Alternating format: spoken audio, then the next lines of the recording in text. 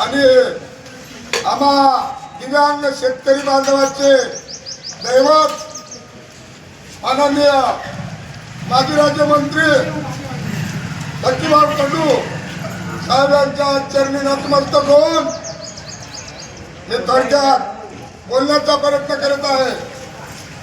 धाड सोडून वार करते तिला तलवार म्हणतात, धाड सोडून वार करते तिला तलवार म्हणतात।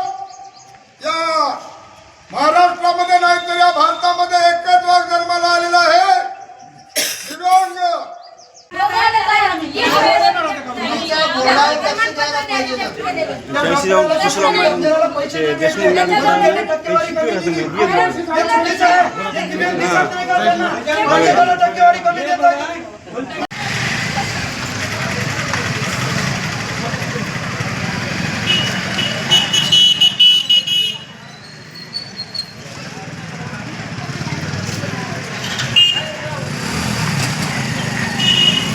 आदरणीय बच्चूभाऊ कडू यांच्या आदेशानुसार आज आम्ही नायगाव रुग्णालय इथं आलो आणि नायगाव रुग्णालयामध्ये येण्याचं कारण एकच की आमच्या प्रत्येक दिव्यांग बांधवांना टक्केवारी भेटत नाही, तपासणी करून 1-1 वर्ष प्रमाणपत्र भेटत नाही आणि प्रमाणपत्र इश्यू केलं तर ते 1 वर्षाचं, 2 वर्षाचं, 5 वर्षाचं करत आहेत।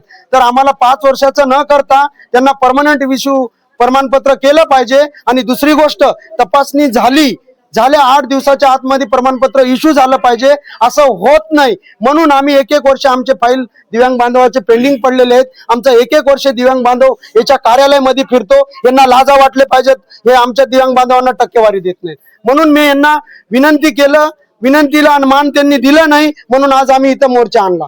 आज मोर्चा आणलो, जर आमच्या दिव्यांग बांधवांना प्रमाणपत्र भेटलं नाही तर आम्ही येत्या 8 दिवसामध्ये एवढं मोठं आंदोलन करणार आहे, डॉक्टरांना पळो की सोळो करून सोडणार आहे। जय हिंद, जय महाराष्ट्र, जय प्रहार।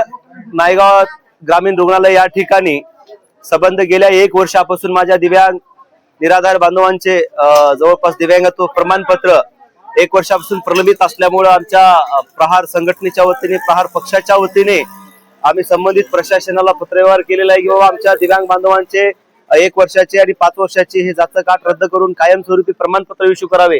किमान 200 प्रमाणपत्र हे गेल्या 1 वर्षापासून प्रलंबित होते, तो कायमस्वरूपी आता लगेच तात्काळ ती मंजुरी करून द्यावी। या संदर्भामध्ये जन आंदोलन या नायगाव ग्रामीण रुग्णालय या ठिकाणी मी आणलं होतं।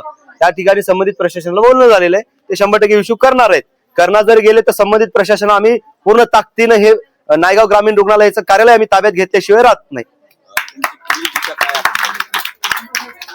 तालुका आरोग्य प्रशासनाने जर या 4 दिवसाच्या आतमध्ये जर प्रमाणपत्र माझ्या सर्व संबंधित बांधवांचे, जर दिव्यांग बांधवांचे जर इश्यू नाही केले तर तपासणी झालेल्या व्यक्तीचे, त्यानंतर खऱ्या अर्थानं 100% तो व्यक्ती दिव्यांग आहे, त्या व्यक्तीनं फक्त यांनी 20% 30% दिव्यांगत्व दिलेलं आहे।